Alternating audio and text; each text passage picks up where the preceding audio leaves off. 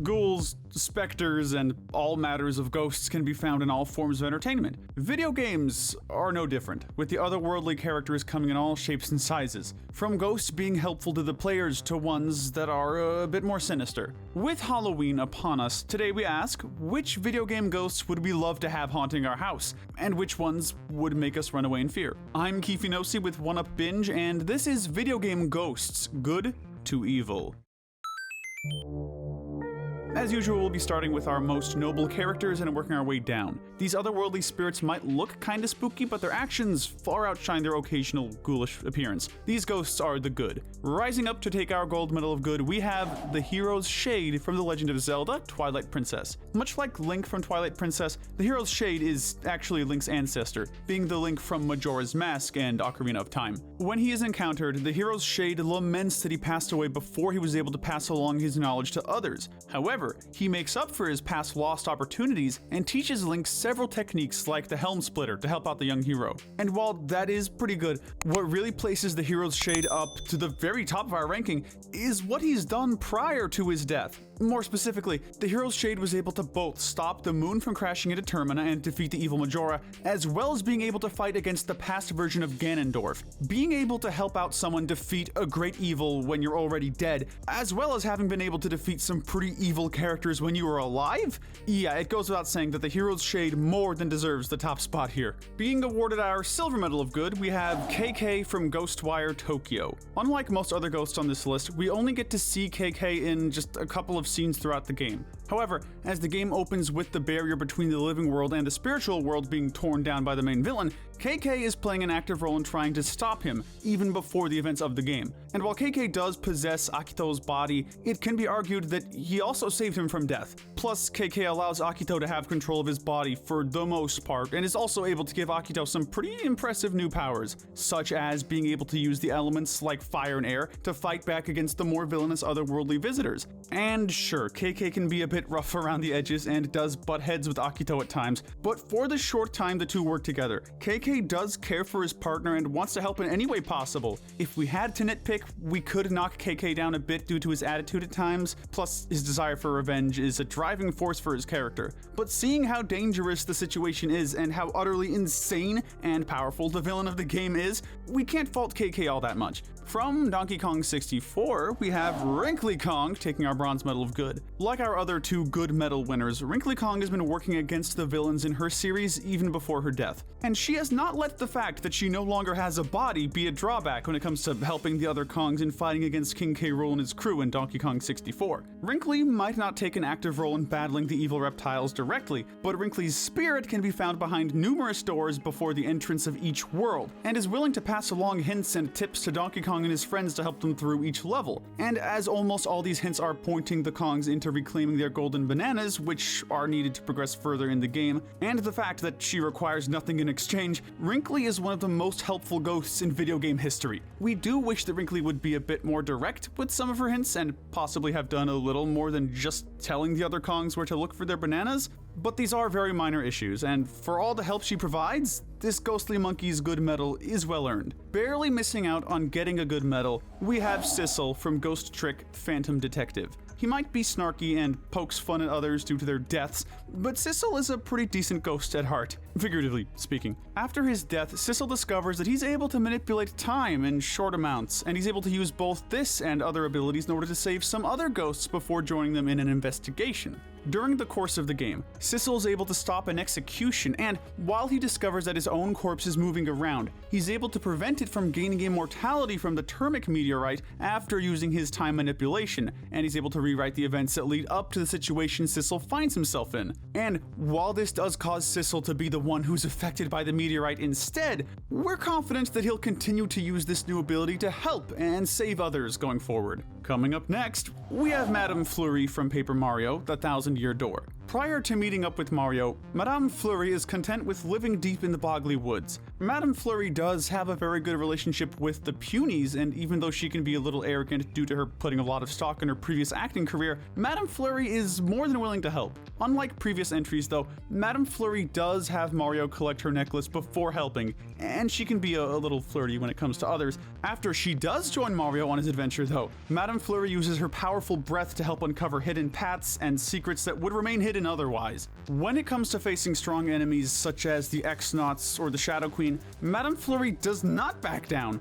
willing to fight with Mario in order to prevent the world from being taken over. We do wish that Madame Flurry would tone down her somewhat aggressive flirting from time to time, but for all that she helps Mario out with, we can't knock her down too much. And rounding up our good category, we have Hoopa Confined from Pokemon. Honestly, as Ghost type is one of the more popular Pokemon types, should it really be a surprise that we included this tricky guy on our list? And rest assured, Hoopa loves to play pranks on whoever they come across, as Hoopa has the power to create dimensional holes. It uses them in order to either steal food from unsuspecting people and Pokemon, as well as playing a joke. And sure, stealing is never great, but seeing that Hoopa could do much worse than just steal a snack or two, we're giving this Pokemon a slight break. But what really brings Hoopa down to the bottom of our good category is the fact that it can become its unbound form, which is so much more dangerous, and it's difficult to revert back into Hoopa's original form, leaving a lot of opportunity to cause pretty serious harm. But as Hoopa does get along with other Pokemon and people otherwise, it's avoiding getting placed in our next category.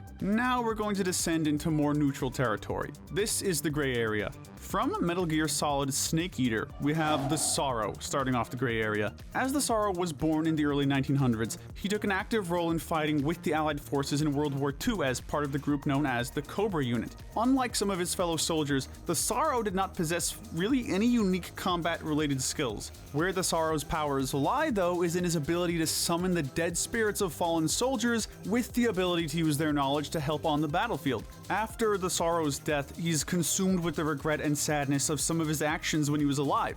He does help Snake out in some situations, but the Sorrow also summons his fellow spirits and fights Snake during an admittedly pretty tough boss battle. Helping end World War II and being a part of the Allied forces definitely give the Sorrow major points, but as he could have killed Snake as a ghost, and as we don't know the full scope of some of his actions, we're placing the Sorrow here. Already rounding out the gray area, we have Lady Comstock from BioShock Infinite. If we were to ask about Lady Comstock in the version of Columbia in BioShock Infinite, most of the citizens would have nothing but positive things to say about the now deceased First Lady, and they do have pretty justified reasons for giving Lady Comstock such high praise, as she was very kind in life, even if she did play with some people's emotions from time to time. After her death though, Lady Comstock becomes the Siren, a ghostly being whose actions are influenced by Elizabeth's resentment and fear of her, and attacks both Elizabeth and Booker on more than one occasion. After Booker and Elizabeth are able to discover the truth behind Lady Comstock's death, however, thanks to the Three Tiers,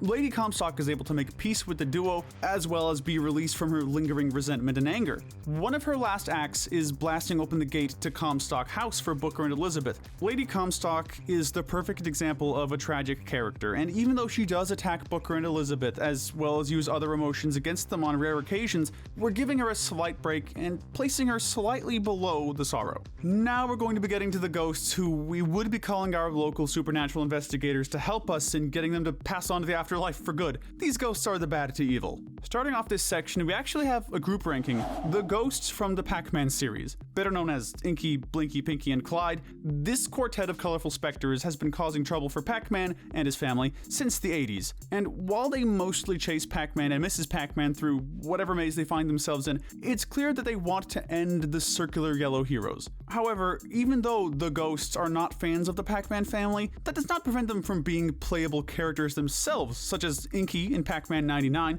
and they even work with Pac-Man in some games. Inky, Pinky, Blinky, and Clyde do have some redeemable qualities about them, but as they're trying to hurt Pac-Man and his family more often than not, we feel like having them kick off this section is pretty justified. Coming up next, we have Alma Wade from the Fear series. Like Lady Comstock, Alma Wade has a tragic past. As she was born with psychic powers, Alma was the target of tons of experiments when she was just a young girl. After she dies, however, the anger and resentment toward those who hurt hurt her in her past make them the targets of Alma's wrath. Unfortunately, Alma's anger is not only limited to just those who she views as those who hurt her, as she is pretty persistent in some of her interactions with the player's character, the Point Man. Unlike Lady Comstock, however, Alma does succeed in killing some of the people who caused her harm in the past, and that anger is the driving force behind most of her actions. However, she does seem to have some genuine kind feelings towards the Point Man after realizing that he is her son. In Fear 3, Alma does not really present a threat any further, and it can be assumed that she passes into the afterlife in one of the endings.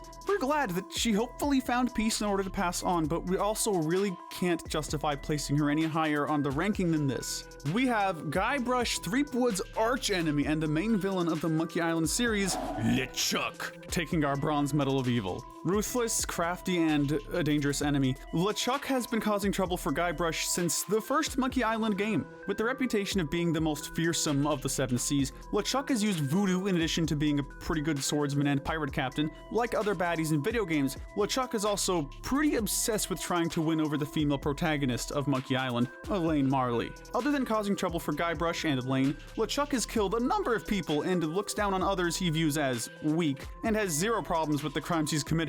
When LeChuck isn't causing harm to those who oppose him, or trying to get with Elaine, his main goal is trying to discover the secret of Monkey Island, and he's pretty relentless in his search to locate the legendary mystery. We are so grateful that Guybrush is there to prevent this ghostly pirate from being able to succeed in his less than honorable goals. For our silver medal of evil, we're giving it to King Boo from the Luigi's Mansion series. Unlike Bowser, who has his plans foiled by Mario on a pretty regular basis, King Boo is actually successful in his plans, at least for a bit. In the first Luigi's Mansion, King Boo is able to capture Mario in an enchanted painting, and nearly succeeds in defeating Luigi as well. And when King Boo does seem to care about his fellow ghosts in the first game, that sentiment is thrown completely out of the window, both in Dark Moon and the third Luigi's Mansion. After his first defeat, King Boo destroys the Dark Moon, causing the once peaceful ghosts to become hostile, with King Boo viewing them as nothing more than mindless foot soldiers and a means to an end of drawing Luigi out. Even after being freed from his imprisonment thanks to Helen Gravely,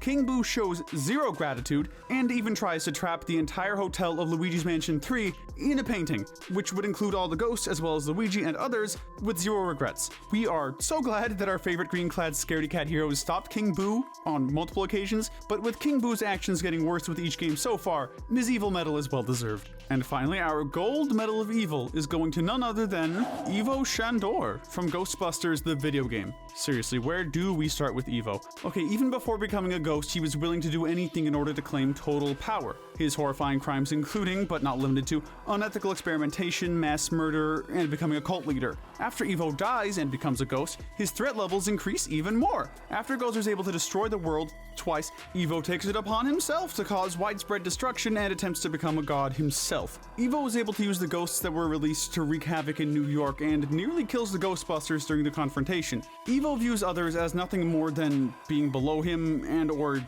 just pawns in his plans, including his own descendant as he tries to sacrifice her. We shudder to think what this maniacal god wannabe would be capable of if he had been able to reach his full power, and the fact that the Ghostbusters are able to trap Ivo back into the spirit world is a huge relief. And that does it for our morality spectrum, but before we close things out, we're going to hand out some Sinner Awards. For the Lust Award, we're giving it to Madame Fleury, as she can be a bit aggressive when it comes to her flirting with Mario and others. Our Pride Award is going to Ivo Shandor, as he views himself as a new god and is willing to do anything that he can to make himself, objectively, a new god. We're giving both the Gluttony and Greed Awards to Hoopa, because this tricky Pokemon uses the power of creating its dimensional holes to steal from others, and more often than not, food is the target of Hoopa's stealing ways. There are a lot of contenders for our Wrath Award, but we're giving it to King Boo, as he is pretty persistent in wanting his revenge on Luigi. And finally, LeChuck is getting our Envy Award, as he's pretty jealous of Guybrush and thusly makes some serious trouble for him.